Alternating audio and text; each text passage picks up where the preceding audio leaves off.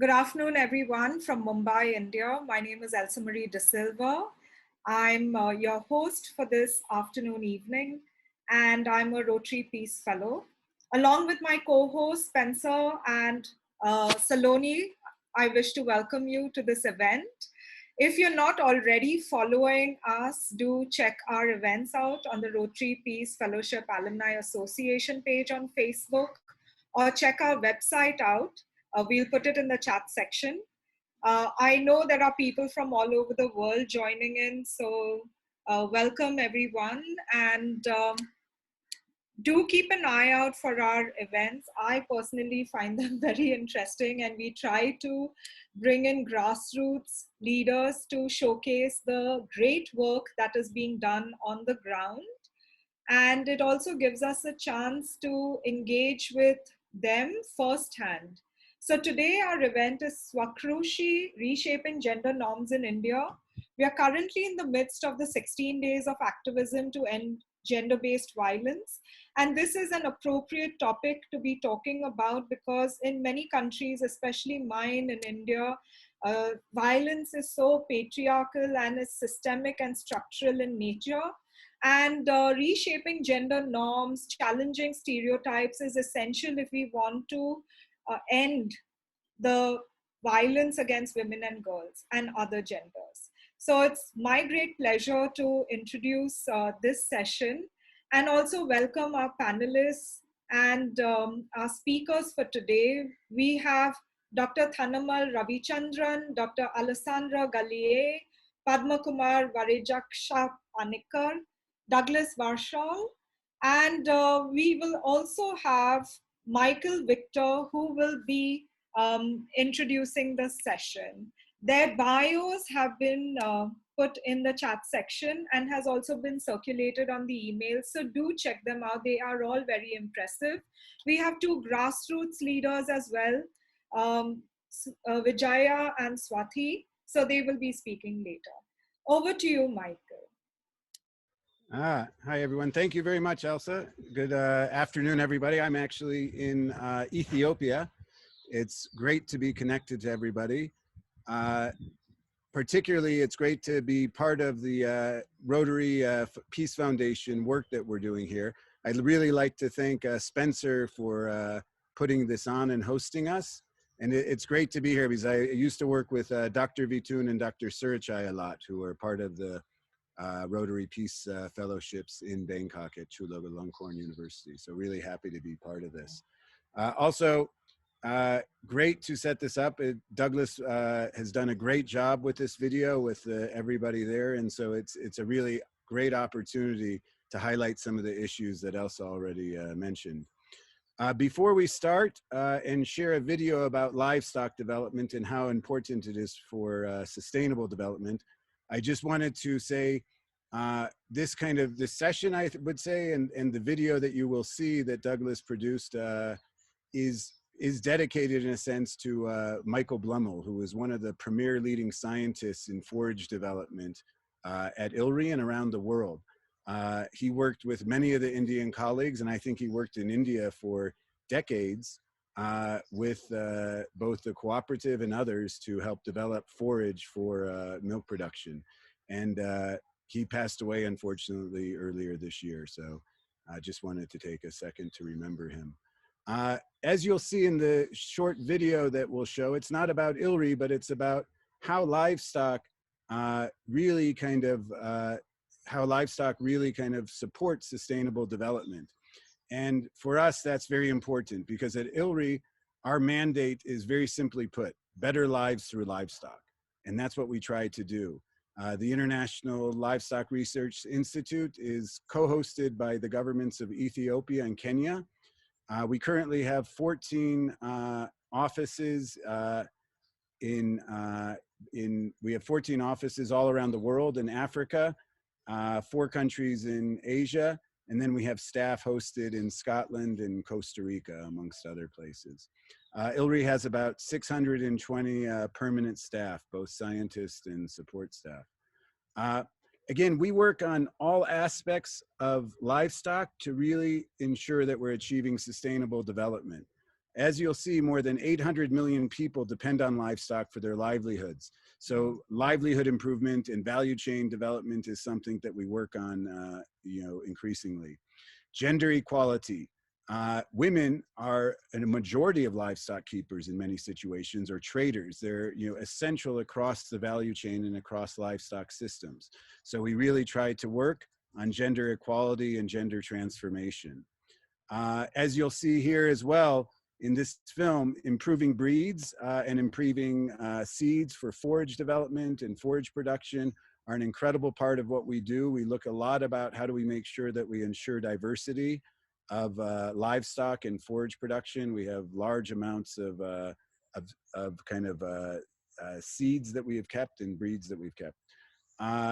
We also work a lot on climate change and sustainability. As we know, livestock, particularly industrial livestock, is a big contributor to climate change. And we're really trying to work on that, making sure that we understand how livestock livestock production can be mitigated in terms of climate change, particularly in low and middle income countries.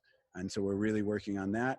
We work on advocacy and policy development to make sure that we're providing evidence-based information to policymakers and investors. And finally, as we've seen with human health, with COVID and this last pandemic, we work a lot on animal and human health interactions and diseases. So really trying to stem and mitigate any animal-human human transmissions, as well as food safety, animal welfare, and antimicrobial resistance. So ILRI kind of covers the whole gambit. And with that, again, we're not going to show a film about ILRI, but really about why livestock matters to sustainable development. So I'd like to hand it over to Spencer to start the video. Is things okay? Perfect. Thank you.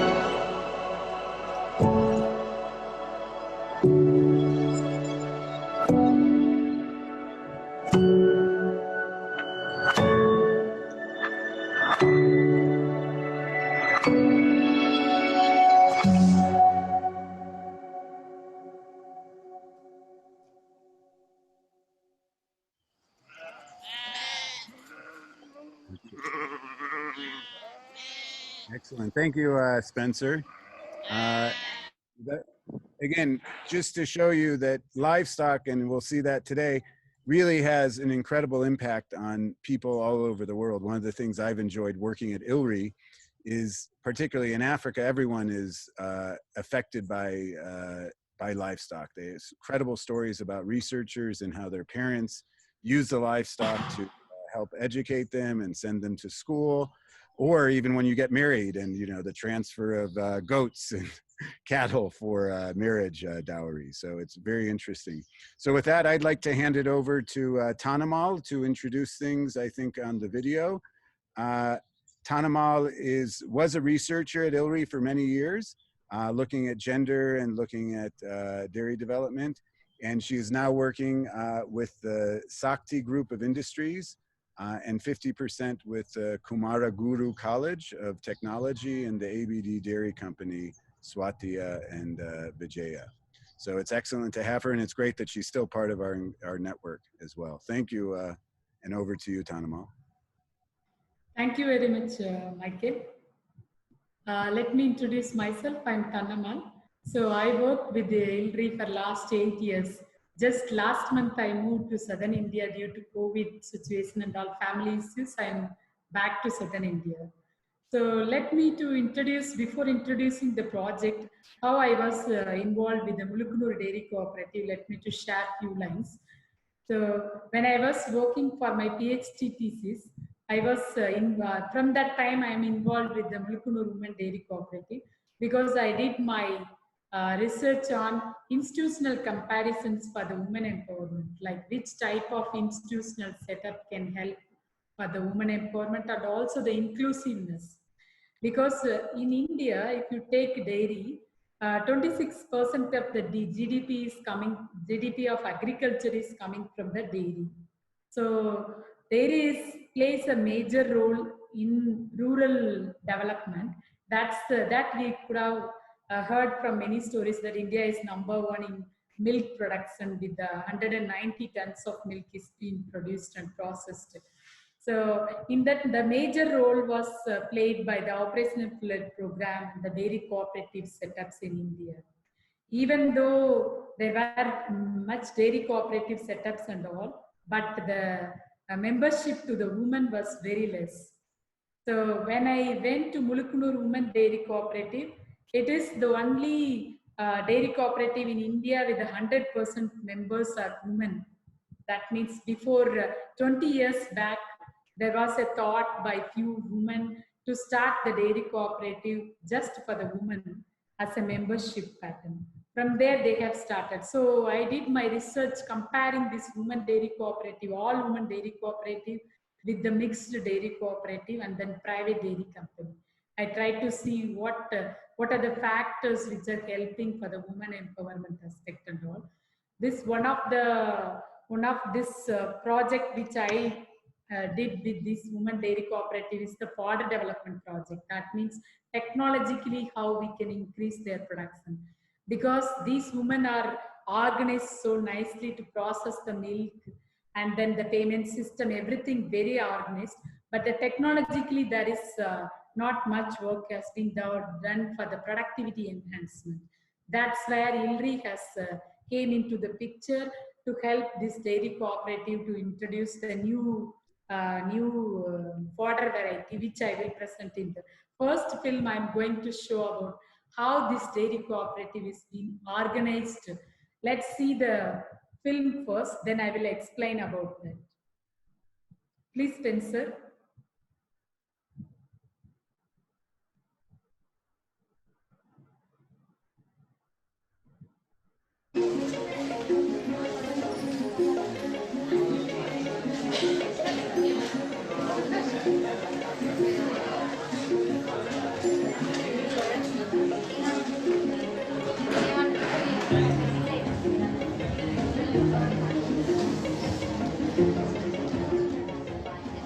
You can see the women who came from the villages. They are sitting, all the people, all the women are sitting there with the cooperative staff to clear their bills, how much milk they have poured, what is the money they can get.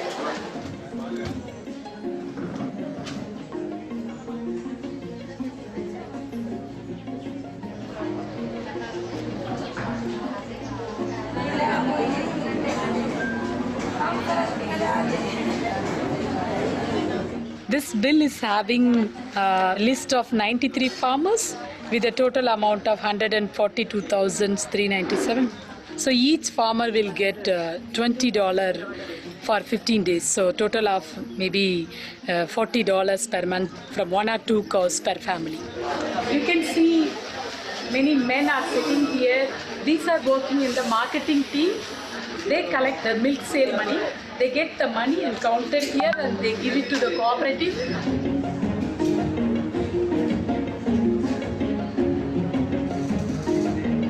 They came here to collect the cash. You can also see some of the men along with them. For the security reasons, their son and the son-in-law used to accompany them for the safety of the money.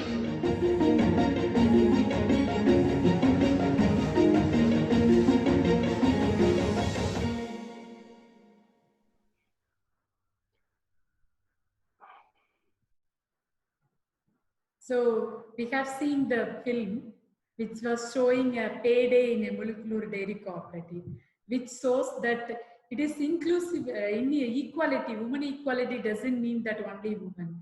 There are some men in the dairy cooperative working where like a marketing team and artificial insemination team, where the men are also working within the team. And also when there is some training and all, not only women, but also men also participate in the training.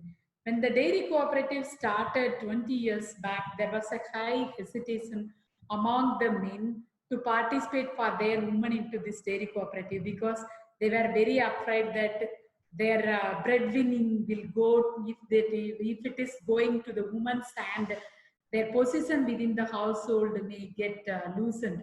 So they didn't support for the women to become the members. But over the 2 to 3 years of struggle, when the household men saw that women are working for together and they are trying to help for the supportive in the household expenses and all through the money they collected from the dairy sale, they also supported the women dairy cooperative because their burden of only breadwinner within the home is being shared by their life partner. That's why women got some respect within the community and also within the household level. This is the one film of how this cooperative work from the village level to the head office level, the distribution of money and all. Let us see one more film on how the milk pouring at the village level is happening. That gives some indication the work style, how they have organized 32,000 women, how they have organized at the village level for the milk pouring and transport of the milk to the head office. Let us see that film also. Please, Spencer.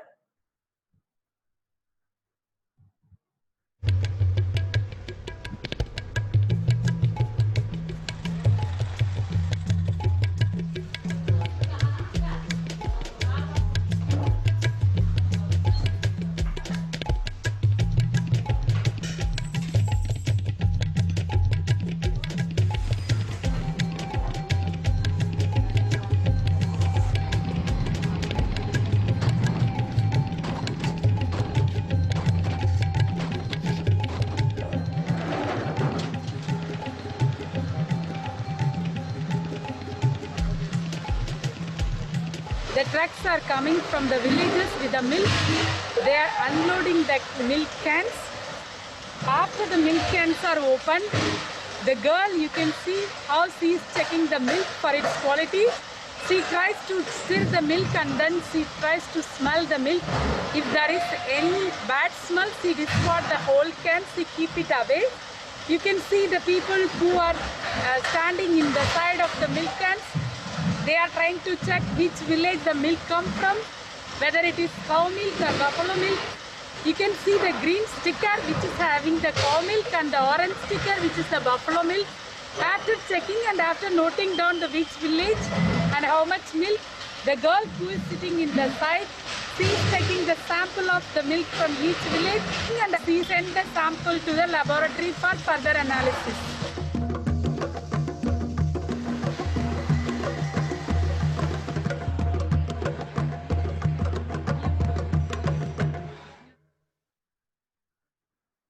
So we have seen that how they have collected the milk from the village level and how they are processing. So this women dairy cooperative, they give more importance for the quality of the milk. If there is any default in the quality, they just discard the milk. So one of the main thing in the how ILRI has played a role, when they used to check the quality of the milk through fat and SNF. So in this region, like Swakrushi milk is famous for its quality from the village and freshly coming and processed and send it to the nearby towns and all. So ILRI played a role how we can increase the quality and also the quantity of the milk, productivity enhancement. So fat and SNF is the main factors for setting the price of the milk.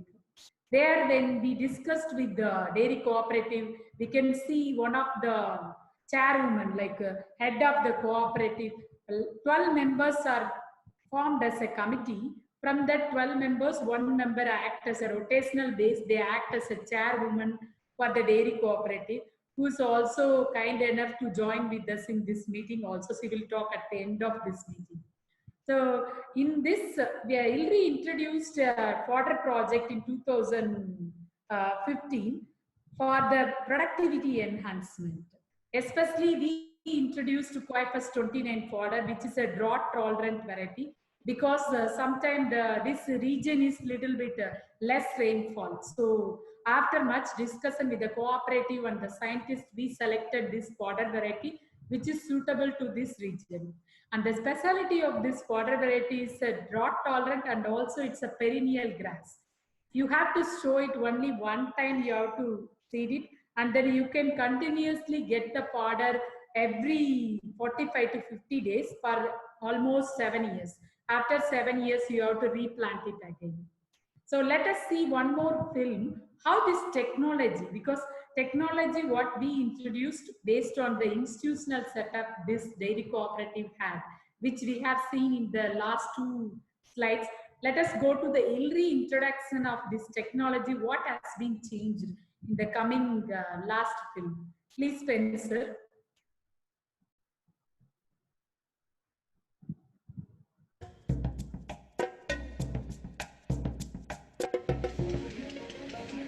India is now the world's largest dairy producer, with almost all of this milk coming from small-scale farmers owning just a few dairy cows or buffalo. The demand in the country for milk and milk products is booming, opening up big opportunities for small producers to benefit from new milk markets. But wide use of traditional dairy methods, especially poor quality and quantity of feed, can't keep up with the soaring demand. To help small dairy farmers compete, the International Livestock Research Institute, or ILRI, teamed up with the Malukanur Women's Cooperative Dairy in a 2-part pilot study investigating the impact of a new fodder variety on milk productivity and how this high-tech forage might also improve gender equity in smallholder dairy farms. ILRI has taken the new fodder variety QFS 29 developed by the Regional Institute from Southern India, and they wanted to test whether it increases the milk productivity and also how this new fodder changes the gender ecosystem within the smallholder dairy production system. ILRI's study area is northwest of the supertech city of Hyderabad, a semi-arid region in central India. 16 villages were involved within the operational zone of the Women's Dairy Cooperative, one of India's most successful and unique dairy institutions. Exclusively, all the membership of this dairy cooperative is given to women. There are 25,000 women members participating in this dairy cooperative. Women predominantly handle the dairy operation, from feeding and milking cows to processing and selling the milk, with men working right alongside. At its startup almost 2 decades ago, the cooperative tellingly chose to call its milk brand Swakrushi, which translates as self-help, and developed marketing slogans claiming quality milk is Swakrushi milk, which can be understood as self-empowered milk. a key point at the heart of the establishment of one of India's first all-women dairy cooperatives. Over the years, the cooperative conducted many trainings with other institutions, including numerous attempts to promote other green grasses that were often unsuccessful. For Iluri's new semi-arid study area, the promising COFS 29 grass variety, developed by the Tamil Nadu Agricultural University of Southern India, was chosen for its high and fast biomass production and high biomass feed quality. Initially, 25 women dairy farmers were given COFS 29 seeds and planting instructions. Kalavathi was one of them. నేను పాల కేంద్రంలో ప్రెసిడెంట్గా ఉన్నాను. 10 సంవత్సరాల నుండి మెంబర్షిప్గా ఉండి పోయిన సంవత్సరం అధ్యక్షురాలుగా. పాల వ్యాపారము ఎప్పటికీ కంటిన్యూగా నడుస్తుంది కదా. పాల వ్యాపారం మేము ఎప్పుడు గ్యాబు లేకుండా పాలు పోస్తున్నాము. During the study, Kalavathi went to trainings, planted the seeds, fed her cows, milked them twice a day, and delivered the milk on her motorbike. She learned everything she could about COFS 29. At the cooperative's collection point, her milk is weighed and tested and quickly given a value, a price per liter. There are 3 test factors that fix this price. Most important is fat content, next SNF, and then specific gravity of the milk. All is being recorded automatically from the milk analyzer.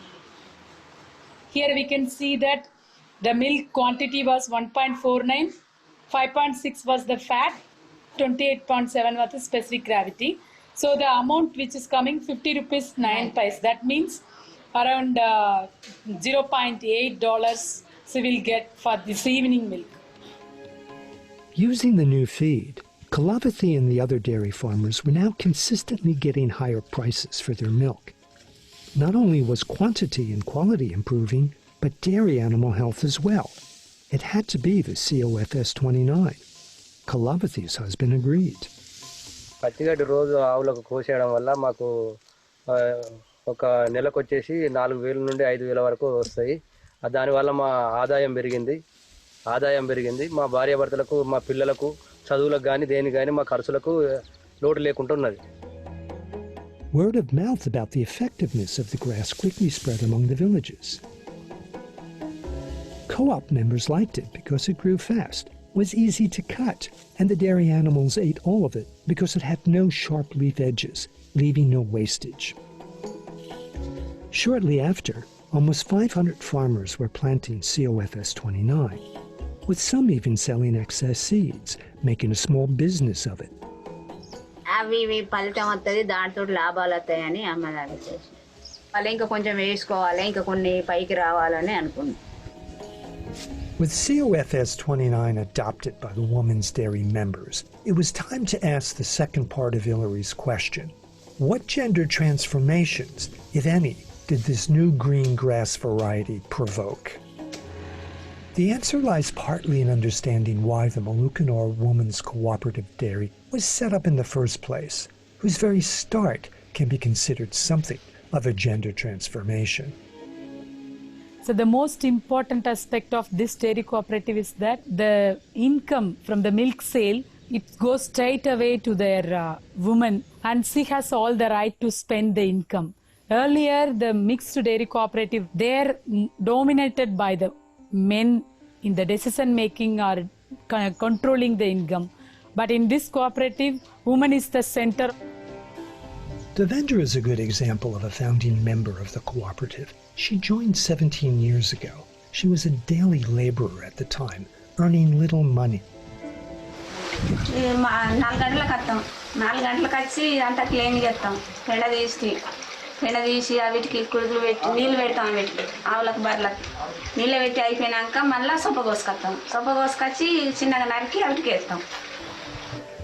ఈ మహిళా dairy start కాక ముందుకు మహిళల పరిస్థితి ఏంటంటే ఇంట్లో వాళ్ళు తీసుకొచ్చిన వాటితోనే చేసుకోవాలి. Devendra's son, who lives at home, plans to expand her dairy business.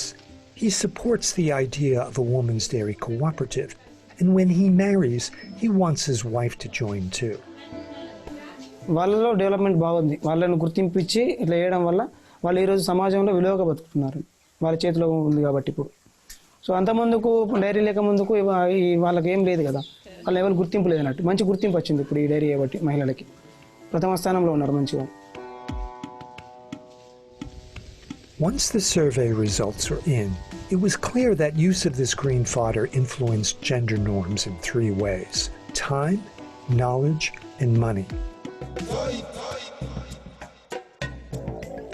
Usually in the villages, women graze the animal at least 3 to 4 hours every day.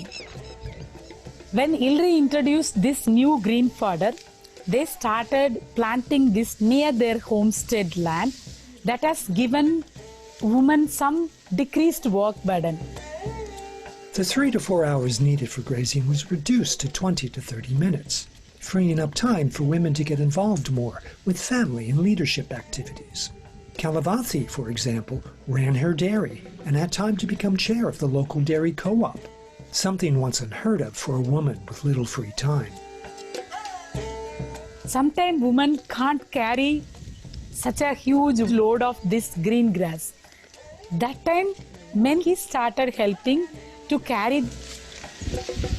As dairy was becoming more lucrative and less labor intensive than crop growing, more men willingly shared the dairy burden with the women to gain more income for the entire household and extra time for themselves as well. This is one of the gender norm changed through green fodder innovation. Knowledge enables. The original 25 women in the pilot study learned all about COFS 29 cultivation and its use. Then they took this information and did something with it. Previously, men always used to think that key is the knowledge power, key is to direct the woman. When woman is having knowledge on anything like feeding, how to feed the animal, within her household, she gets respect. Men are the traditional knowledgeable farmers. With the adoption of COFS 29, women are now knowledgeable farmers as well. This is a change in gender perceptions and norms, which promises to lead to even more decision-making by women in the future. Cooperative members milk their cows and are given a price for the milk, a value for their efforts. Every 15 days, their co-op delegates present the village milk bill at the main co-op office and return home to distribute the cash to the dairy farmers. When woman is getting more income, men started feeling easy because it is reduced his burden that, oh, I have to earn money. This increased income has posed some good relationship between men and women within the household. The gender norm change here is that before, only men were considered the breadwinners. With this forage innovation, women's dairy contribution to the household income is now becoming more significant. ILRI's pilot study introducing a new fodder variety to small-scale dairy farmers in India yielded not only greater milk quality and quantity, but also greater gender equity. The innovation further reduced women's labor, giving them more time to spend with family and community. Yet, still more needs to be done. This innovation should be scaled up to reach all members of the cooperative, and household gender norms should be further studied, especially as increasing numbers of educated and entrepreneurial young people are becoming more involved with the Marukano Women's Cooperative Dairy.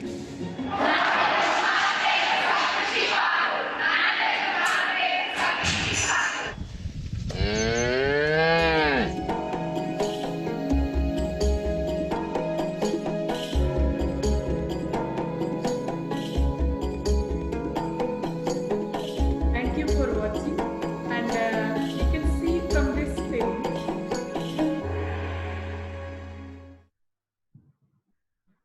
Thank you for watching. We can see from this film how the technology can increase the milk productivity, which will lead to the household income, and within the household, how the gender norms can be changed, not only in the household and also in the her ecosystem, how it has been changed.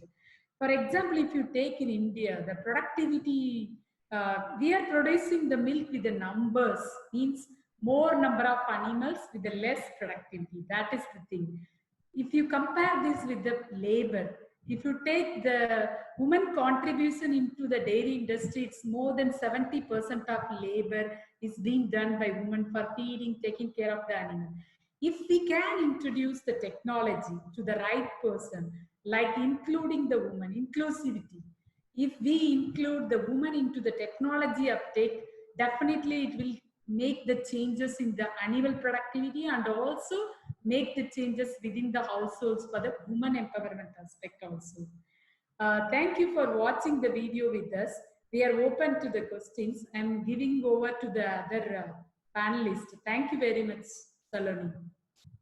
Thank you so much, Tanamal, for taking us through the inspiring journey of the cooperative. I now invite the panelists to join me for a virtual panel discussion to share their insights and their experiences, and then we'll open to the participants' questions as well. All the attendees can please use the chat box to put in your questions. And I'll start with my first one.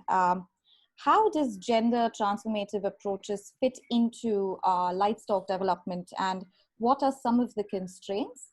If I can start with Alessandra. Thank you, Saloni. So thank you so much for inviting. Thank you for this beautiful event, and thank you, Tanamal and Douglas, for the videos. Exciting.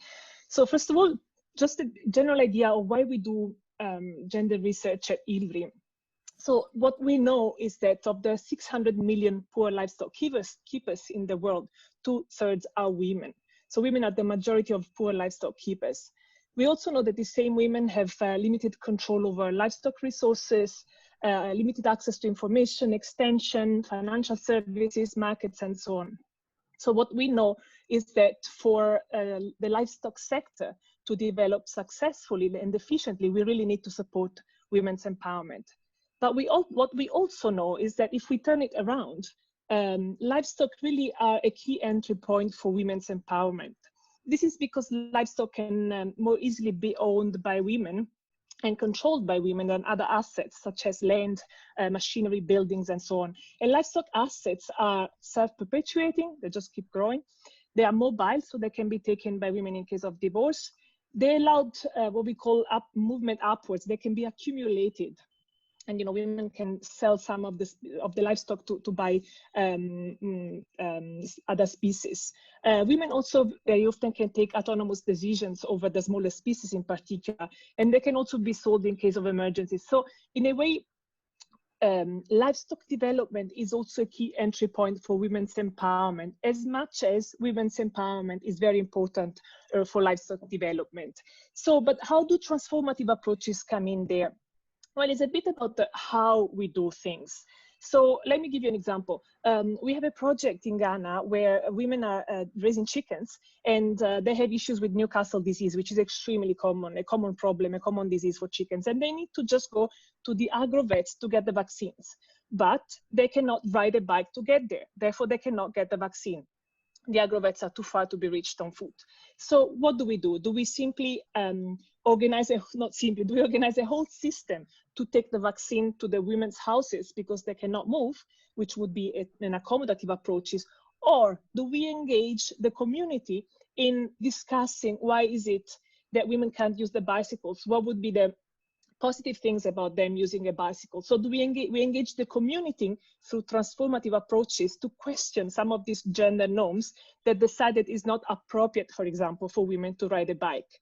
So in a way, transformative approaches are more long-lasting because they address the root causes of gender biases. They don't just address the symptoms, but they go back to the root causes, which often lie in gender norms, and you've just seen the video. So transformative approaches are more long-lasting and sustainable, so they are essential for livestock development.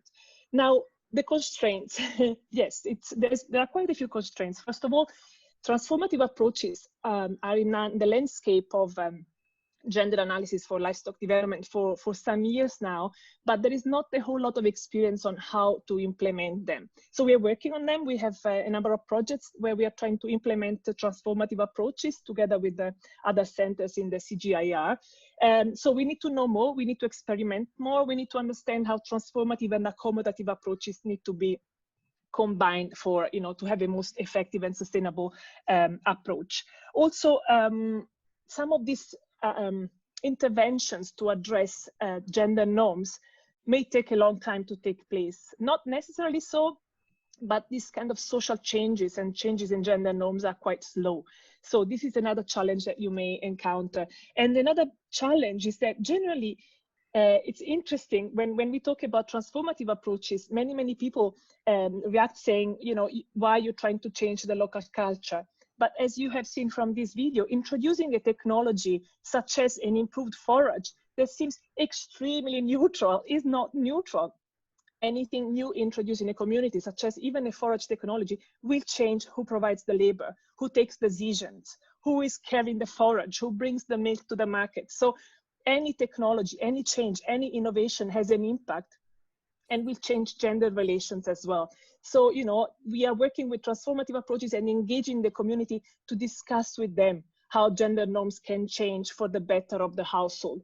So the issue that we often face is, oh, why are you engaging with gender transformative approaches? Why are you trying to transform our culture? This is a discussion that we constantly have, and it's an important discussion to have. So thank you so much. Thank you.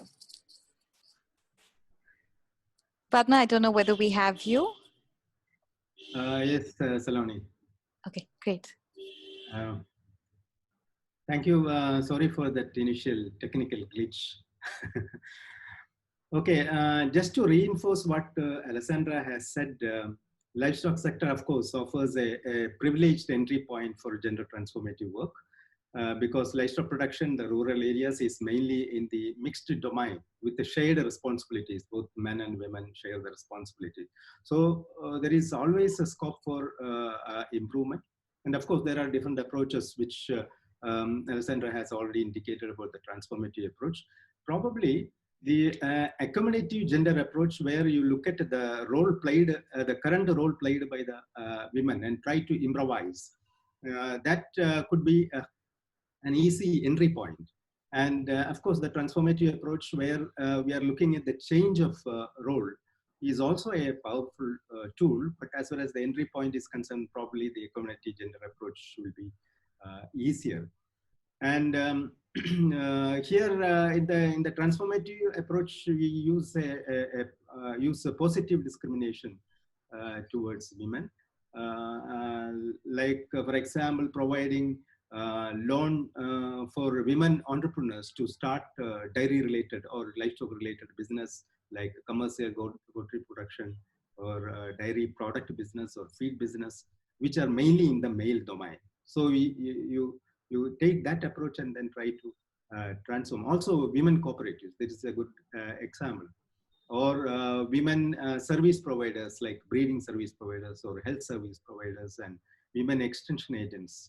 For them, it's something like a full-time job, and we will be in a way creating new opportunities for women to take up roles dominated by men. But a recently discussed approach is a family-based approach, where family welfare is the ultimate goal. And here one doesn't separate individual members in the family, but consider family as the basic unit and then start working towards the welfare. And one can also develop welfare indicators, how the benefits are shared, how workload is shared, etc. And in my opinion, probably a combination of all the three, depending upon the context in which we are working, in which society we are working, probably that will be the right way to go ahead. Over to you, Saloni. Thank you. We've got two representatives from the cooperative as well. I'd like to bring them in and hear their insights on this. Swati? Shall I translate the question to Swati? Yes, please. Thank you. Yeah. Swati garu, mana dairy cooperative woman oda development ki ela help ayindi. ವುಮನೋಡ ಡೆವಲಪ್ಮೆಂಟ್ಗೆ transformative approach ಅವಶ್ಯಮ ಅದನ್ನ ಕುರಿತು కొంచెం చెప్పండి నిమ్మలోడ sharings చెప్పండి experiences You to unmute చేయండి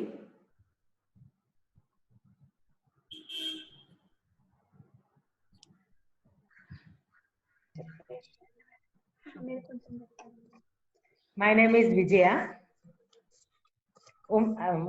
Mulkanur Women's Cooperative Dairy President. ఇక్కడ 25,000 మంది మెంబర్స్ తో ఈ డైరీ రన్ అవుతుంది. ఇక్కడ పూరర్స్ దగ్గర నుండి వినియోగదారుల వరకు మొత్తం మహిళలతో ఇది నడవడం జరుగుతుంది. ఇక్కడ మగవాళ్ళ కంటే ఆడవాళ్ళే ఇక్కడ సక్సెస్ గా ఈ డైరీని నడపగలుగుతున్నాం. ఇక్కడ మహిళలతోటే ఈ డైరీ సక్సెస్ కావడం జరిగింది. పశువుల దగ్గర కూడా పూర్తి మహిళలే ఆడ పార్టిసిపేట్ చేస్తారు కాబట్టి మేము పాలు కూడా పశువు దగ్గర నుంచి ఎక్కువ తీసుకోవడం జరుగుతుంది.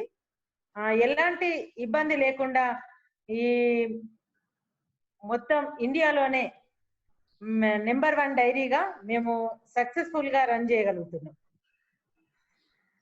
Okay, so what her name is Vijaya. She is the president of this dairy cooperative. That means chairperson of this dairy cooperative.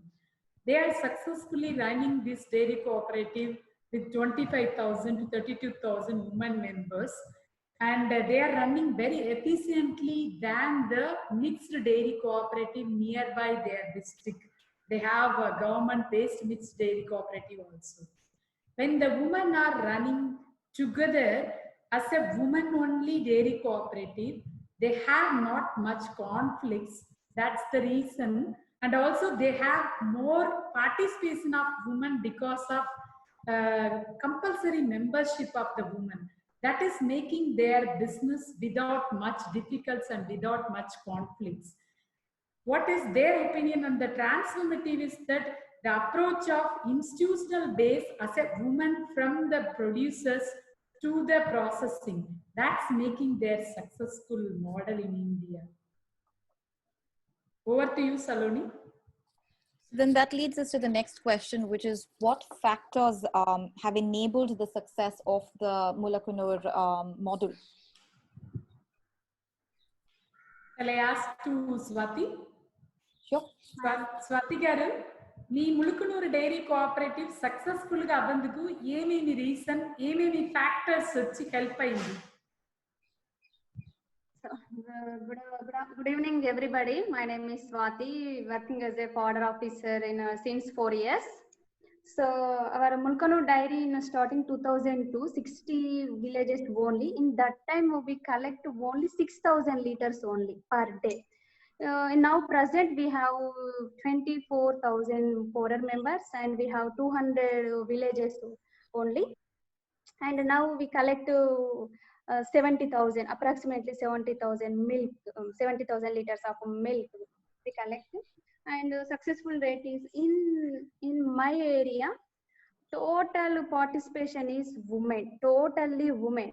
So that is one thing I think women is good. So this is my annual report. Every year we print and we gave to fodder members.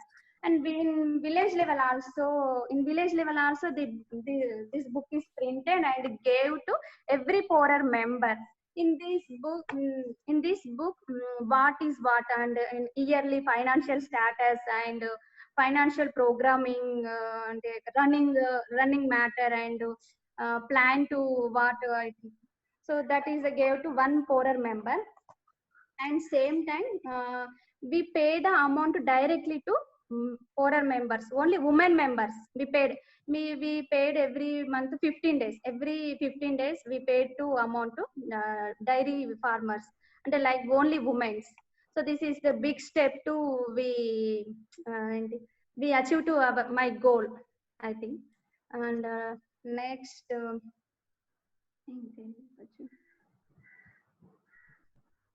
So the Swati's one point very clear is that the okay. Next one thing also, So we gave to bonus yearly twice to poorer members.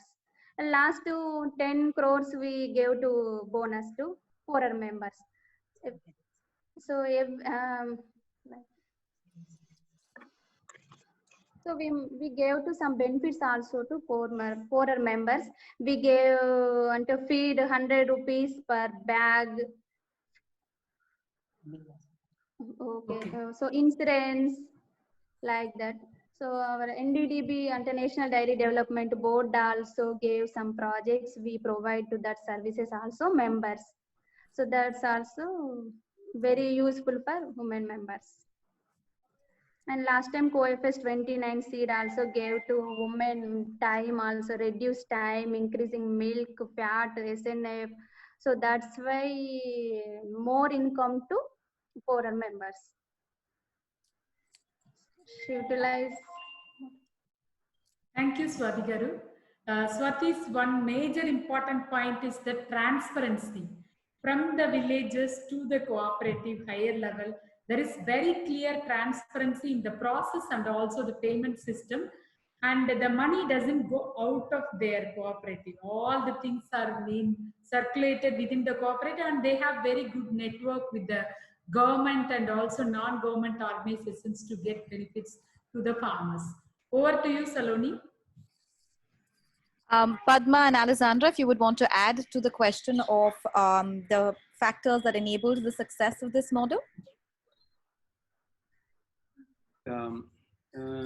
Probably, Alessandra, do you want to go first?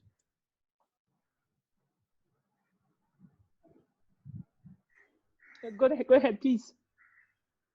Okay. See, if you look at the Mulkanur example, this is a classical example of gender transformation in the livestock sector because of two outcomes. The first one is an institutional innovation, and the second one is a technical intervention. The institutional innovation is formation of all women dairy cooperative.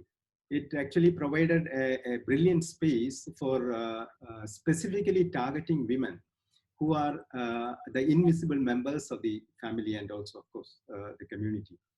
And a platform was created for them to come together and get involved in a productive work. So that is the institutional innovation. And probably the trade-off is additional workload. Especially compared to the traditional farming systems and intensive system, if you see, the workload is a little more than the traditional system. So, but that doesn't matter. Why? Because nothing comes in a vacuum. And here, the labor, they could use it, put into more productive use. So that is the first part, that is the institutional innovation. And the second one is the technical innovation. And in the conducive environment already created, a technology which is a new forage variety, which is COFS 29, was introduced. And luckily, this technology is a gender sensitive technology, because not all technologies are gender sensitive. There are technologies which are very labor intensive and not women friendly. So luckily, this is a gender sensitive technology, and it benefited women because out of the three technical pillars in livestock production, we say one is genetics, second is health, and third is feed. Out of the three, women's involvement is comparatively higher in feeding and management. So we introduced a technology which is very gender sensitive. At the same time, it could solve some of the problems problems faced by women. For example, this is a very high yield, COFS 29, which is almost double the yield of a normal forage variety. And apart from that, this is a multi-cut variety. That means fodder will be available for an extended period of time. So they don't have to spend time for fodder collection and search for fodder. So in a way that helped to reduce their workload. And it has soft steps, so harvest was easy and smooth, and no chopping is required because women are involved in chopping fodder. This, even if it is not chopped because of the tender stem and the leaves, again, the workload was reduced and their time was also reduced. So, and the higher digestibility compared to normal stovers and straws contributed to more milk production. Now, in mixed cooperatives also, this technology was introduced, and I could see a couple of societies where this was also successfully implemented. But there was no gender transformation in those societies. So, in my opinion, creation of an enabling environment was the trigger in the gender transformation as far as Mulganur is concerned. In scaling terms, we generally say system transformation is the prerequisite for technology uptake. Like that, here also there was an enabling environment created and technology was brought in. So whatever is coming, it will fall in place, provided the environment is made conducive. Now, if you want to ask whether this model can be replicated in other places, the Mulkanur model, I would say replicate the environment, the enablers first, and other technologies will fall into place. Back to you, Sarah. Alessandra, if you would have. Yes, I absolutely agree with what Pat has said. And what we often do at ILRI is we combine technological innovations with institutional innovations. We bring them together and in a combination that should create an enabling environment. Now, in the specific case of the Mulkanur, I think it would be actually great if we could do a more systematic assessment of the conditions. What is it that made it work? Why is it, I think there was also one question, why is it that some of the men were so supportive? Because surely with the fact women, you know, there were these gender norms of changes, of course, the situation of women changed, which means the situation of their men changed, or their men folk in the household. So how did it change, and why was it agreeable to everybody that women could get more decision making and so on? So I think a systematic assessment to understand exactly what made it work, how did it impact on the men, and why were the men so supportive of this process would be absolutely a next step we need to engage with. Thank you. Thank you. The next question is, what are some of the unintended impacts of this, both positive and negative?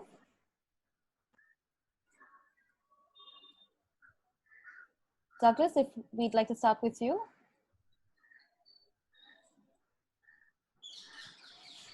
Okay, I have to unmute myself. Yeah. So, do you want me to sort of tackle that? Yes, please. Okay.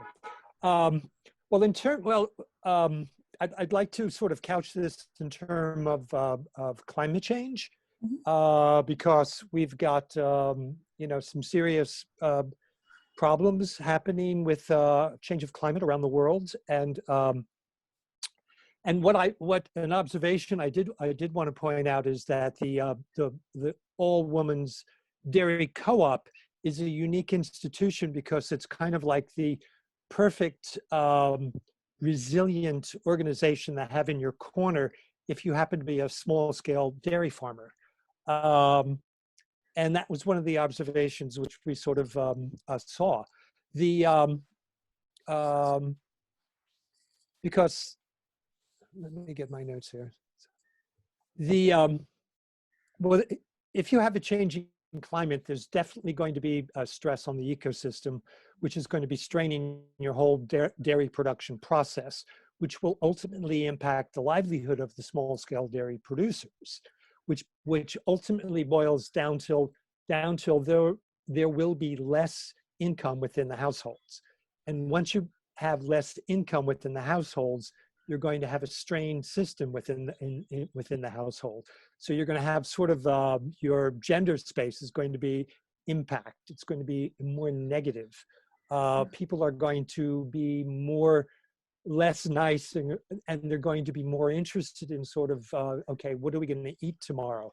So the whole system gets stressed when you have a large climate change impact happening to this whole system. So having a co-op as a backstop for you is terrific, because this organization has a resilience built into it, because the co-op has many tools in its toolbox that can help mitigate the efforts of the local people trying to be able to still make a living when you've got harsh environmental situations. In particular, you know, the co-op can can speed up its technological innovations. It could speed up its education programming for the members of the co-op. It could literally create new markets for the milk products. It can also, because it's such a large institution, it controls the price of the milk. So it has price control. So it also can, in a way, it guarantees loans. And it also has a whole group of highly trained administrators that are well situated within the communities that could also sort of help out. So again, the co-op can act as a backstop for a community during a climate crisis, which will in turn probably keep your gender norm transformation on track within the households. And to a certain extent, you can almost see that if things get really tough, the co-op would get really tough in response to that. And the whole gender norm transformation might even be speeded up simply because there'll be so much effort into sort of working this whole ecosystem problem. Anyway, I don't know if that helped, but back to you, Saloni. That's if that makes insightful. sense. Thank you so much. Yes, thank you. I was wondering if cooperative members would like to speak on it as well. Swati or Thanamal maybe can help. What is the question, Saloni? That what are some of Changes, the unintended impacts? Yeah, the unintended impacts that could be both positive or and or negative. Yeah. Swati garu? Madam. Swati garu, ee project నుంచి ఏమేమి positive impact ఏమి negative impact అది కనుక్కుంటారు. So positive income, increasing milk yield and fat, SNF. So negative is nothing presently. And do you see anything on the capacity building of the women? Capacity building changes within the household, aim changes So within the household, income levels increase ayinayi. Next time vachesi time kuda save ayindi. Okay. So the Swati's thing, Saloni, Swati's thing is that how it has helped this particular project, powder project, helped for enhancing the milk yield, which increased the income and also increased the confidence of the woman within the household. That's a positive. Negative, unintended, they didn't see anything. But my opinion says that long run, if there is any agriculture failure, this crop will help for the whole farm approach, whole farm economic approach. This fodder technology will help definitely, because whenever there is less rainfall, they go for the dairy. So when they go for the dairy, this fodder is very suitable for the climate resilient system, which will increase the income of the farmers and will increase the whole farm income. That's the way I found this positive impact in the climate change, how dairy can cope up the climate change, where I have seen that. Over to you, Saloni. Thank you. We're going to open it for questions from the audience, and I already see a bunch of them with me here. I'll start with the first one that's there in the chat. There's a question that speaks of that, is wondering where the extra time for the women is coming from. So for example, how is adding the dairy work to what they already do, reducing their daily workload, in terms of how, social changes don't occur in a vacuum. And that's one of the, if someone can, if we can have Thanamal and the cooperative members throw light on that as well. So let me to start with this, because I was within these villages for 3 years, like ethnography study I did. So I was staying with the people there. So when the dairy cooperative started, men used to resist the membership of women. First thing is that he was afraid that woman will not take care of the children, will not take care of the husband, will not take care of the kitchen work like that. So that was the first thing came up. But when they started it, when they see the income change and all, and women try to cope up both of these things initially. But after 3-4 years, women were reporting that their husband started supporting in the household work, like taking care of the children when she's attending the meeting. And her mother-in-law, father-in-law helped in vegetable cutting and all when she's away. And moreover, the technological changes helped her to reduce the time also in the dairy. That has also freed her time. I will not say that it has increased the time burden. It has decreased the time. It has decreased the burden of the woman. The technology also decreased, and also the within the household position of the woman changed. That has helped for the shared timing between the household members. That was the positive thing. What was the before and what changes has happened? Over to you. If we can have Swati and Vijaya share their insights and experiences on it as well, because I think it's really interesting to understand that how they transformed and how the workload was shared. Swati garu?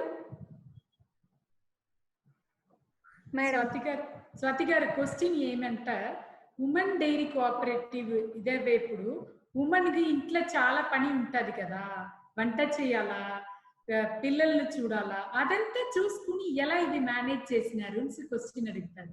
మీరు తెలుగులో చెప్పాలంటే చెప్పొచ్చు, English లో చెప్పాలంటే చెప్పొచ్చు.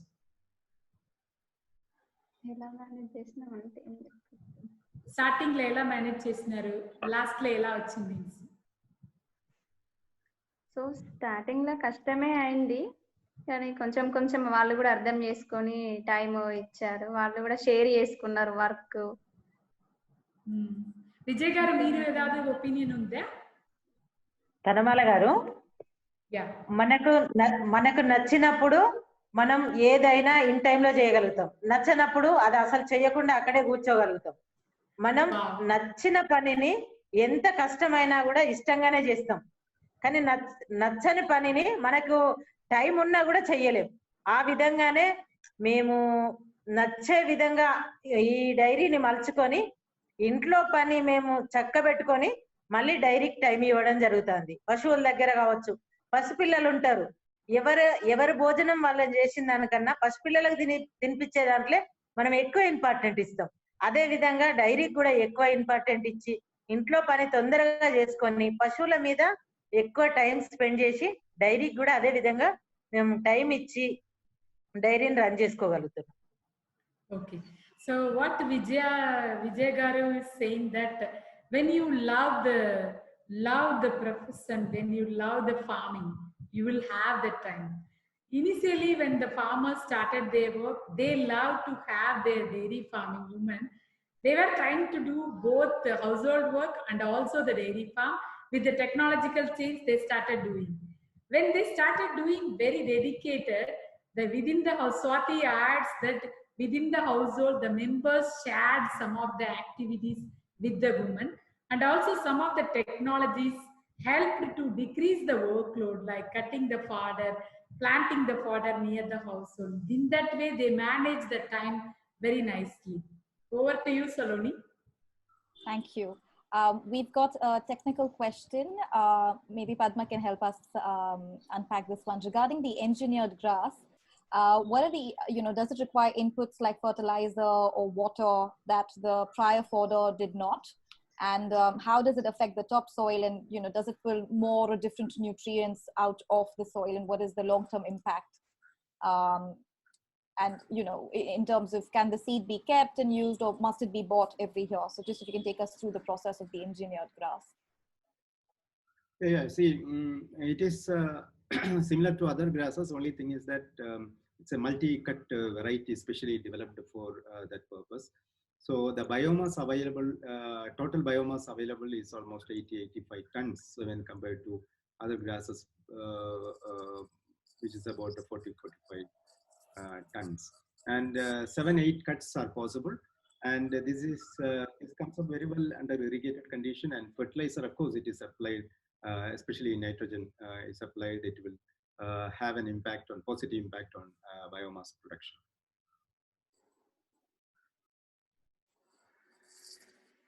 Great, thank you. Our next question is from Bridge Soni, and he asks, what challenges did you face during the establishment of this woman milk producer cooperative? And what challenges are you expecting in the scale up of this cooperative? I think this question goes to Swati garu. Swati? Madam, tell me. Swathi గారు first ఈ women dairy cooperative establish చేసేప్పుడు విజయ గారు చెప్పొచ్చు ఏమేమి కష్టాలు మీరు villages లో చూసినారు ఎలా అదిని సరి చేశారు కరెక్ట్ చేసినారు విజయ గారు మీ వల్ల కాదు మేమైతే ముందుకెళ్ళి చేస్తాం మీరు బయటికి వెళ్ళని వాళ్ళు కానీ మేమే ముందుండి నడిపిస్తాము అన్నారు కానీ మేము ఛాలెంజ్ గా తీసుకొని ముందుకొచ్చి పశువుల దగ్గర చేయగలిగిన వాళ్ళం బయటికి వెళ్ళలేమా అనే ఉద్దేశంతో మేము ఛాలెంజ్ గా ఇట్లా ముందుకు రావడం జరిగింది మేము తీసుకున్న ఛాలెంజ్ నిరూపించిన తర్వాత వాళ్ళే మాకు ఎక్కువ ఇంపార్టెంట్ ఇచ్చి ఇల్లును చక్కబెట్టి అన్ని విధాలా చూసుకున్నారు మీరే కరెక్ట్ అనే విధంగా మేము ఈ డైరీని మలుచుకోవడం జరిగింది. So what Vijaya Garu is telling is that when they started the woman only dairy cooperative, men within that region was telling that how can you do this? You cannot come out of the household. You have to be in the household work and all. How you will run successfully? All the women who were initially joined together as a cooperative, they took it as a challenge. They tried to overcome this challenge, taking more work burden also. But over the few years, all the men accepted that women can do anything. That's a big challenge they try to come out to the men-dominant sector. Over to you, Saloni. I think this helps us segue into the next question by Isabel and asks, what factors explain that the men were supportive of the change? Especially when they saw that there was a reduction in their influence within the household as well as the community in general. So what is the factor for the men to support? One thing is that earlier when there is no feed or there is no feed and fodder available in the household, women don't go too much places to get the fodder. So sometimes men used to go. That's a one work burden. The other burden was that men has to earn money to run the whole family. So first and most is that when they increase the milk yield and they increase the income, when they started earning better, increasing the more animals, household herd size increased, better cash flow within the household, men started feeling little bit ease of burden of earning money. That is the other reason. The third aspect is that women also got the knowledge and training from the dairy cooperative. They started discussing about the technological parts. That has made the confidence of the woman within the household. That has made the men also to support women. Okay, she's also good in technological knowledge, everything. That's some of the factors which help them to support within the household. Over to you.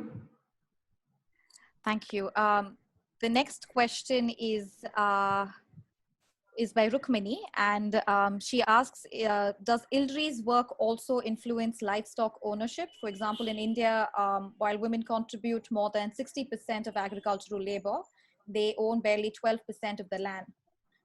And she expects that the numbers would be similar in livestock, and how has this changed with the work that ILRI has been doing? Maybe I could bring Michael in to kickstart this conversation.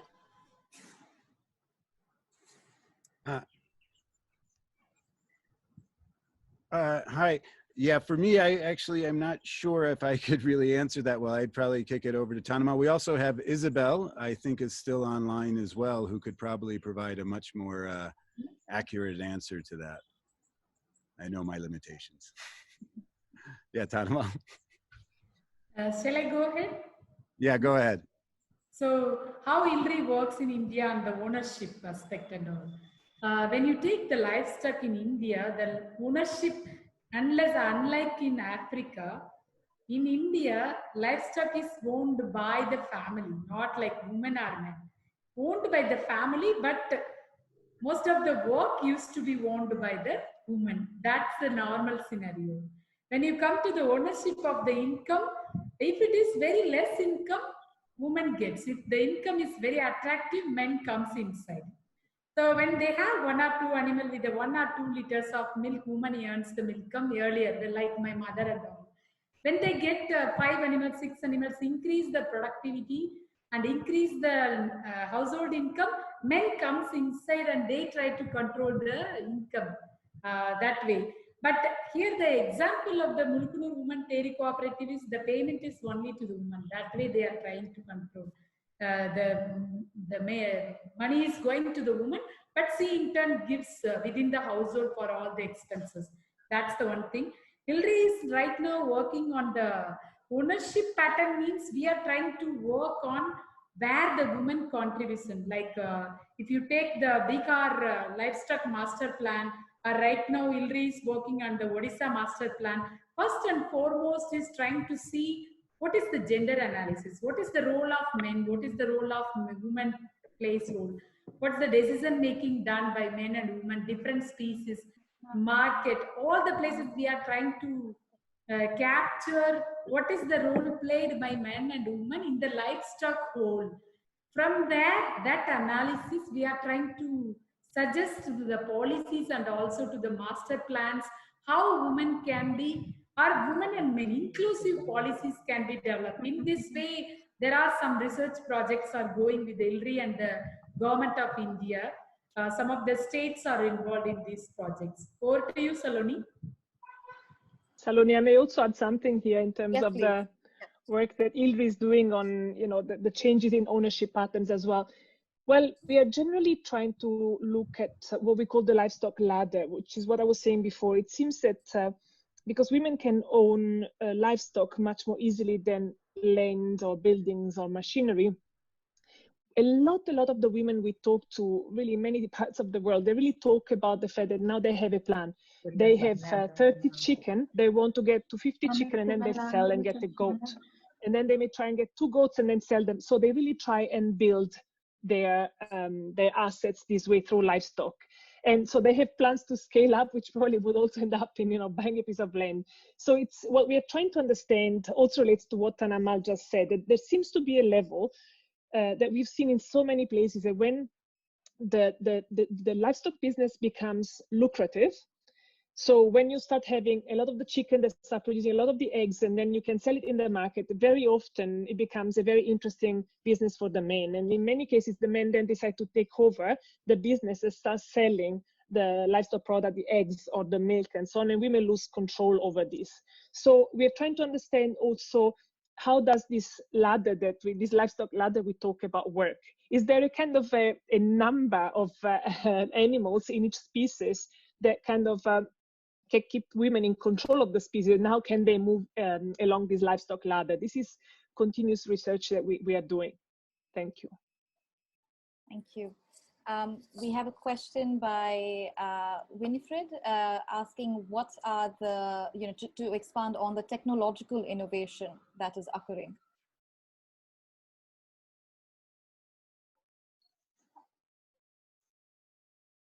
Maybe Padma and Alessandro, you can start with this one.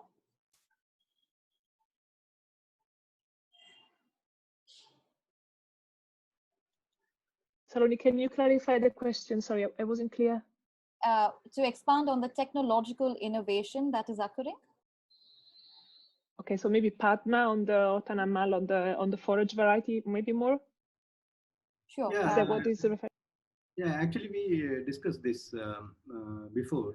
The technological intervention is a forage variety which can produce a large quantity of biomass over a longer period of time. So since women are involved in collecting fodder and grazing animals, so it certainly reduced their workload in terms of collecting fodder because it is available in the farm over a longer period of time, an extended period of time, because other grasses, for example, if you see, it's just one cut, maize forage, for example. And if this grass can be cut to 7 to 8 times. So that is the intervention. And also the harvesting was much easier, and it has a higher digestibility, and therefore the contribution to production is also higher. No chopping is required, so that means the labor got reduced. So that's the technical intervention, which I would say is pro women or gender sensitive. And what are the innovations that are taking place? In terms of the tech, what are the further innovations that are being looked into or being considered? There are many innovations. When you move from subsistence farming to commercial farming, a lot of innovations come in, but all need not necessarily are gender sensitive. For example, TMR is a technology, total mixed ration, where you don't have to chop. It's a ready-made feed is available, which can be fed to the animals straight away. So probably that is a very again pro-women gender sensitive technology. Choppers, many choppers, people, because if you chop the forages, then the intake, the dry matter intake will be more, and therefore the contribution to milk production will also be more. But women have to spend a lot of energy and time in terms of chopping. So there are many technologies. We cannot say that all are positive in terms of from the gender perspective. But I think ultimately, if the benefit is coming to the family, people, even if it is slightly workload is more. Anyway, if you transit from subsistence to a kind of commercial, semi-commercial system, a lot of changes will be happening. But in terms of results also, it will be there. As long as it goes to the family, it's fine. But if it is controlled by men, of course, it's an area where we need some attention. And I'd like to ask, oh, sorry. Sure. One point just to add both of them, like what are the other technological or innovations within ILRI? Like if you take the conservation of fodder through the silage, in India, silage small scale is not working out. ILRI is trying to do right now the bag silage, which they can conserve the fodder and they can feed it after 2 months. The same nutrients will be there. That is means silage, processing the green fodder and feeding later days. Now they have introduced 25 kg to 1 ton of silage bags techniques with the small innovations of vacuum cleaner to take out the air. That is being done. And the another thing Badmaji has missed it out is the app. Like right now, the productivity gap in India is very high in dairy animals. In that, 50% of the gap is due to the availability of quality and quantity feed and fodder. So if you do some extension activities for the balanced ration, for that Batma team has developed a very good tool it's a smartphone app where the farmers can enter the feed what they are giving. It can give results of how much it is the gap, what they can increase, how they can decrease the cost of production, and all this is happening. Other innovations, not only in the feed, the other innovations within ILRI like animal health innovations, vaccine developments, and then disease prevention aspects, and animal health control measures, like enhancing the quality of the milk through some innovations in Assam. Those are some of the projects within India is also happening. Over to you. I'd also like to ask our cooperative representatives Swati and Vijay about, what are the other advances or technological advances that they see taking place, especially the younger generations now returning back to the field. There's been a higher influx of education, and STEM has really picked up. So are they looking at, is there something that's brewing in terms of advancements through tech?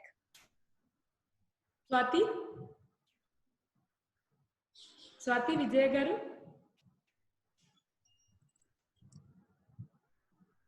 Swati Nara online lo Nara Swati. Madam చెప్పండి. Okay, వాళ్ళ question ఏమంటే ఇప్పుడు ఇప్పుడు younger generations డైరీలో వచ్చారంటే ఏమి technological innovations ఇప్పుడు డైరీలో జరుగుతూ ఉంది, అది ఎలా యంగర్ జనరేషన్స్ ని అట్రాక్ట్ చేస్తాయి?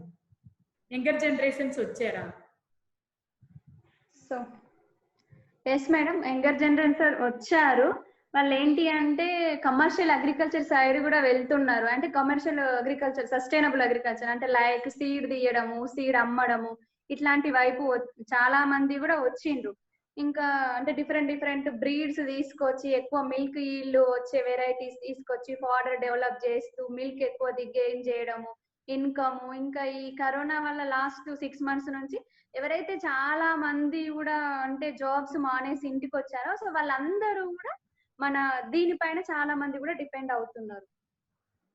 Let me to translate what Swati said. The last I am going to the first. Due to the COVID, many graduates, many young generation lost their job in IT field and engineering sector. They came back to their villages and they started getting very good breeds, and they are adopting these technological fodder technology introduced by Mulgunur Dairy Cooperative. They started following that. And nowadays, young generations are attracted to the high price, to the milk, and also to the high technology being introduced by them. It is attracting to the younger generations, making dairy as a enterprise model they are trying to take forward.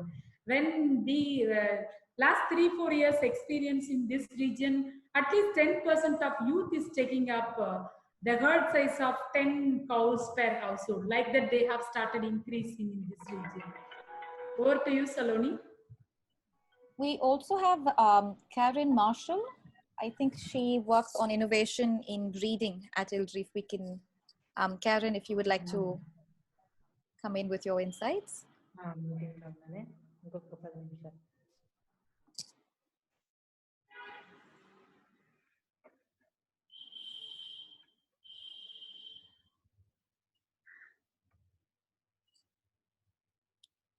Karen, if you can hear us, you may need to unmute.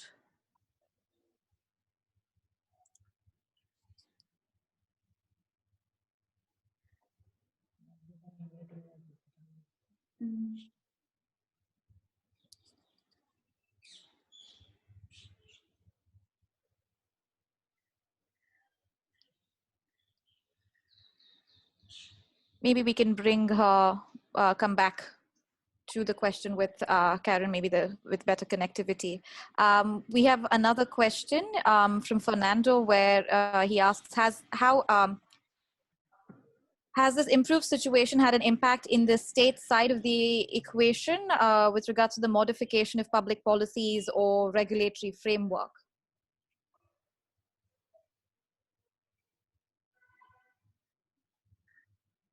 Tanamal, if you want to take this one up. Yeah, so when because of this project we implemented in this region, like especially like NABARD is the Rural Development Bank, and the Animal Husbandry Department, whoever came to the meeting and all, they are also promoting the same fodder technologies or woman-friendly technological things within their projects, like that they are taking forward. And for your information, like when we shared this story with the Bihar government, they also increased the women participation. There was a scheme of 30% women members. They have increased to 50% women members. After the ILDRI's intervention in the livestock master plan, they increased the membership from 30% to 50%. Like that, whatever we are doing, we try to make it like a policy paper, and we try to telling loud to the public sector also how the technologies, how the interventions changing the livelihood of the people together, and also to the women empowerment aspect also. It's changing their mindset, and also some of the things taken up in the public policies as well. We have another question from Isabel, wherein she asks, when watching the video and of especially, you know, when the cash was being handled and transferred, she wonders whether mobile money is an innovation that is being considered. For example, ICT-based data management or... Swati garu? Yes, ma'am. Mobile Yeah, we are istara using meer mobile. ippudu? Yes, ma'am, yes. Recently, that also we are started. Great. That's great. We have another question wherein Thanamal and Swati and Vijay can throw light on this as to the kids that are coming back due to COVID and other reasons. If they're traditionally male, is there a danger that the technological knowledge will once again fall into the hands of the male? Okay. I think you can see that the graduates coming back, it's not male only, it's male and men and women, like both boys and girls who are coming back, they are trying to take up. I have visited some of the interesting families, like a couples, like IT, both who worked as a IT field, they got frustrated with the always sitting in the computer. They came back and they started the dairy, 12 animals they have started. They are enjoying their livelihood. As a whole thing they are taking. It's not like women and men, but they are taking men and women. But the membership there, even though men is doing, he's taking the woman to take a lead role to become a member, to participate in the meetings. That's very visible in this region. And in terms of the studies of this technological innovation, has the spillover, there's a question by Fernando again, in terms of the spillover of the technological innovation, has it been studied in relation to the other aspects? For example, improved income situation like access to credit and bank use? So right now we have planned a big study with Alexandra also. How the whole ecosystem we are studying. Earlier we have tried to see what is this technology on the timing, money aspect, gender position, like that. But we didn't see the whole ecosystem. What are the changes? What is the spillover of this effect to the, like you said, credit system and all. There is a study planned. There was study planned. Because of COVID, we couldn't take out. Maybe next year the study is being planned. Because now they have also, a few entrepreneurs came up to sell this fodder seed. Around 4 farmers they have planted, just they are selling this seed. When we introduced this fodder, only 32 farmers we introduced. Right now it is more than 1,000 farmers have adopted this fodder variety. And some of the farmers, they started producing this seed and they are just selling this seed to the other farmers, like entrepreneurs. I think there's a question for Swati and Vijay in terms of what are their future plans with the cooperative and, in the coming years, short term and long term, and how is COVID impacting them? Vijay garu? Vijay garu? చెప్పండి ma'am. మీ cooperative next plan ఏమి? ఇది fodder కాదు, మీ cooperative overall plan ఏమి? ఈ Covid నుంచి ఏதாவது planning change చేసినారా? Next 5 year plan ఏమి? Cooperative plan ఇంకా డెవలప్ చేసి ఒకరి మీద ఆధారపడకుండా ఇప్పటికీ ఎలా అయితే ఉన్నారో ఇంకా రిచ్గా వాళ్ళ పిల్లల్ని ఇదే బిజినెస్ లో టెక్నాలజీ ప్రకారం ఇన్వాల్వ్ అయ్యే విధంగా మోటివేట్ చేసి వాళ్ళకు ట్రైనింగ్లు ఇచ్చి ఈ డైరీని ఇంకా ఫ్యూచర్ లో కూడా ఇంకా ఎక్కువ రన్ అయ్యే విధంగా వాళ్ళ పిల్లలకి కానీ ఇందులో అవేర్నెస్ ప్రోగ్రామ్స్ ఇప్పించి ఇది కంటిన్యూ అయ్యేలాగా చూసుకోవాలని మా ఫ్యూచర్ ప్లాను. ఇంకా దీంట్లో ఏ రకంగా ప్రోడక్ట్ ద్వారా ఇంకా ఎక్కువ లాభాలు వచ్చే విధంగా ప్లాన్ చేసి వెనకాల ఉన్న పూరర్స్ కి ఎక్కువ లాభాలు వచ్చే విధంగా వాళ్ళకు ఎలాంటి ఇబ్బందులు జరగకుండా చూసుకోవడానికి ఫ్యూచర్ డైరీ ప్లాన్స్ చేయడం జరుగుతుంది. So at present only we collect 70,000 liters milk. We plan for 1 lakh liters. And products also different varieties also we plan to different varieties. So as usual, so coming generations kuda inka vachi vallu baga cheste memo supportive ga untamu. But recently we start fortification milk. So in that milk A and D vitamin added. So So that type of milks we introduce with the help of NDDP, and our goal healthy milk to reach customers in our Mulkanu dairy goal, and same time we increasing prices and increasing more income to farmers like women members. They have helps to women family members and children education. So we support and we helps to farmers. Thank you, Swati Garu. And Vijaya, I would like to translate Vijaya's thing is that Vijaya Garu was telling that she would like their dairy cooperative is planning to increase the income of the existing farmers through introducing many technologies, and also they would like to involve the next generation to take dairy as an enterprise model, not like subsistence but an enterprise model. And they have started some new products development, like not only in the production side but also they try to see in the product side to the customers how they can increase the nutritive value of the milk, so that the consumers get benefit, health benefit, and also the producers will get a higher income for the milk food. That's their long-term plan. Over to you, Saloni. Are there any questions from the audience? You can raise your hand or you can drop it in the chat box before we move on to closing remarks from our panelists.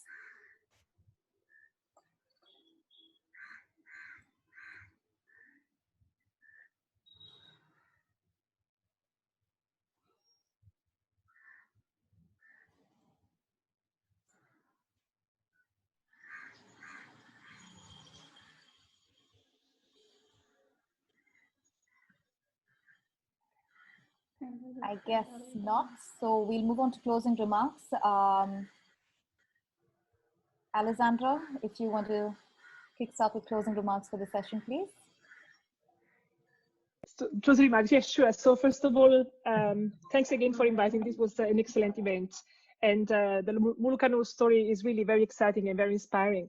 So yes, I think my main point is let's make sure we integrate gender considerations in these interventions that we are doing. And what I find very important is that we do so not just looking at women and women's empowerment, but keeping in mind the gender approach. So putting women's empowerment in the bigger context of the family, community, and what the local norms are. Because I strongly believe that only by understanding these wider dynamics can we actually make progress and not have backlashes, which are of course very dangerous. And again, what I think we need to understand more, and this is my message to ourselves as a gender research community, we need to really more systematically assess when gender transformative approaches are successful, under what conditions, and how do they combine with the gender accommodative approaches, and to systematically really assess what happens when. And this very much builds on the discussion today, and this is something we started doing in a number of other projects, so hopefully we'll be able to do that systematically in the future. So but thanks for listening in. Thank you so much. I see we've got Karen back. I don't know, Karen, if you can hear us, if you could kindly unmute and give us your insights. We missed you earlier on the question of technological innovations that ILRI is pursuing. You could give us a few brief points on that. In case you can hear me and you're trying to speak, you'll have to unmute. Okay, I think the internet challenge is there. No worries. Moving on to Padma, if you want to share your closing remarks, please. Yeah. See, the Mulkanur case is, in my opinion, is an exception. So we cannot generalize exceptions. So the key is actually mainstreaming this approach into the general programs as well as in other cooperatives. Probably we have to use a combination of different approaches. Like, for example, converting all cooperatives, dairy cooperatives, into women-only cooperatives is a difficult proposition. That may not be that much feasible. So what we can do is, whenever new dairy cooperatives are formed, make them all women cooperatives, for which we have to convince the cooperative authorities initially. So some kind of policy advocacy is required, because considering the role played by women, whenever new dairy cooperatives are formed, it should be women cooperatives, women only cooperatives. That is one. Simultaneously, no, wherever conversion is not possible, conversion of existing cooperative into women cooperative is not possible, follow the accommodative gender approach, look at the role women play, and introduce interventions that are very gender sensitive, which we discussed earlier. And third one is a targeted approach for the role transformation.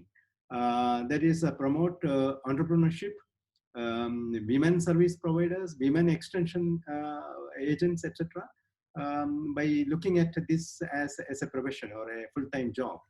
And Tannamal was indicating about the youth coming back, and probably they will be able to take up these entrepreneurship attempts. And see, Douglas was also indicating about the climate change. Probably because the climate change, the productivity is going to get reduced, and also the forage availability will be reduced.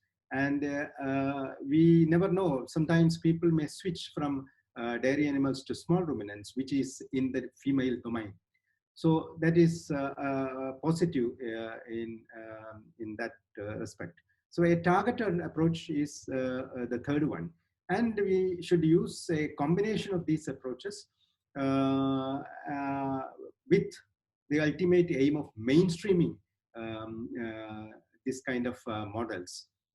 Because a few exceptions will not serve the purpose. Of course, it has given us the way forward, but we should use the learnings to scale up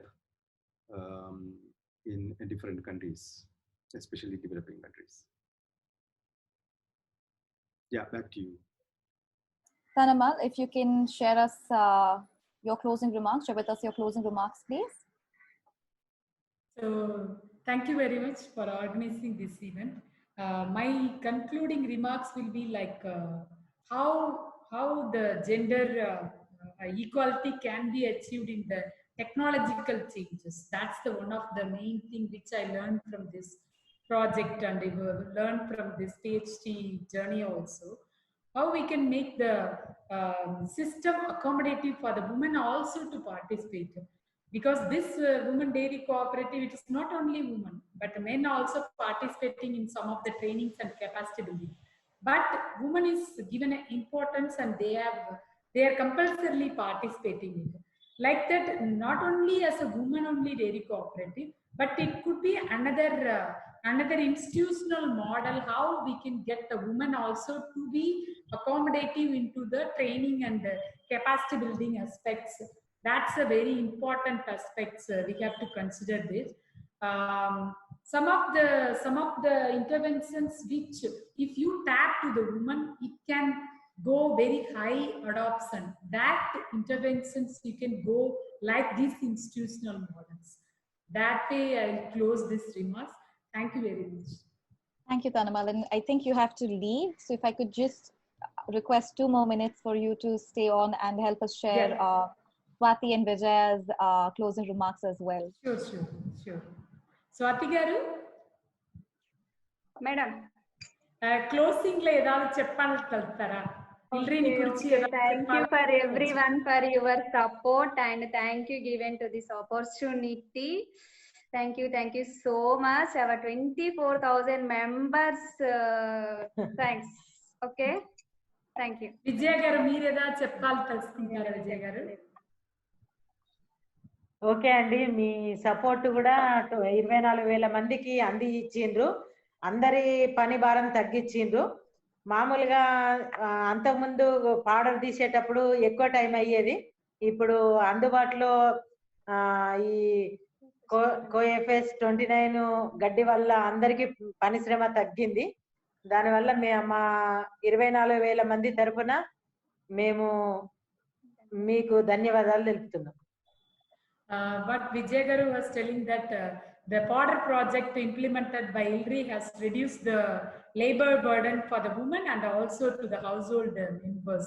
So very thankful for that. Like that, we would like to have an association with any research organizations like ILRI who can support all these 24,000 farmers.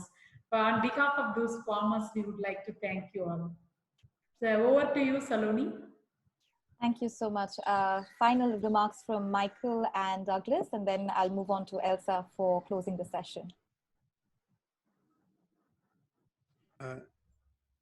Thanks, Alani. I don't really have much to add. Just want to thank everybody. I think it was a great session, really interesting and insightful, and it really shows, you know, the need. Innovation is not about doing something new, but really about combining existing technologies with kind of social changes. And I think this is what really shows it. You know, we have a forage production, we have the market, which is really important, and that really drives the innovation and the incentives. So yeah, great job, everybody, and thank you very much. And thanks again to the Rotary Peace Foundation for hosting this. Over. Okay, I actually want to thank the 24,000 members of the co-op for allowing me to come and to visit and to film and to meet them all and to meet Tanamal and Tanamal's help. We could not have done any of this media creation without her, and with Hilary's help and Michael's help. And also thanks to the Rotary Peace Foundation for allowing us to get this story out. And my last remark is that, you know, this is a very interesting story, and it's not done yet, and it deserves to be followed up on. And I'd be curious to see what the co-op was doing 2-3 years from now. Thank you. Thank you. Thank you so much. I'll close the panel session and the Q&A. Thank you to all the members who've raised questions and to the audience who patiently sat through with us throughout this discussion. Over to you, Elsa.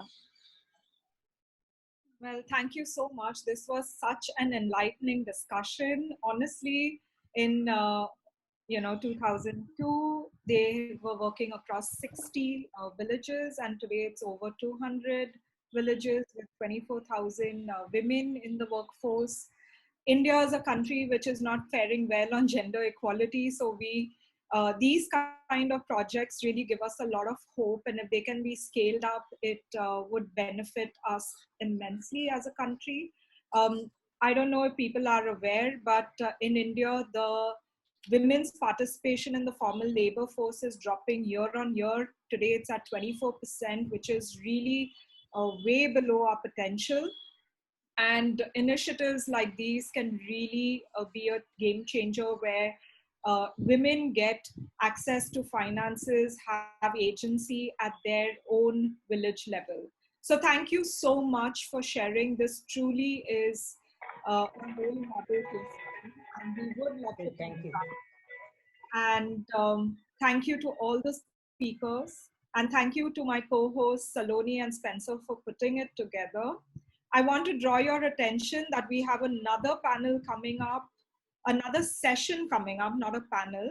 It's part of our Bearing Witness series, which, if you've been keeping track, we've been hosting for the last several months.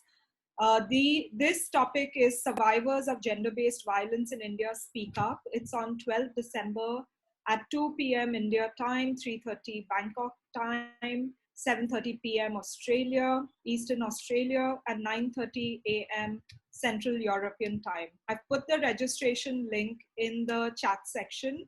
We hope to see you there. The Bearing Witness series is really going to the grassroots, just like we did today with Swati and Vijaya, and we hope that you will come back. Do check our website as well, because we've posted all the videos over there. And we would love to stay engaged with you. So in the chat section, do tell us what are the topics that you want to hear, and we will try to arrange those sessions in the new year. Thank you on behalf of the Rotary Peace Fellowship Alumni Association and all my fellow Rotary Peace Fellows. We are really thrilled to bring all these sessions to you. Thank you. Have a wonderful weekend. Bye. Bye-bye. Bye. Bye, everybody. Thank you. Bye. Thank you. Bye-bye. Thank you so much. Bye, everyone. Bye. Bye.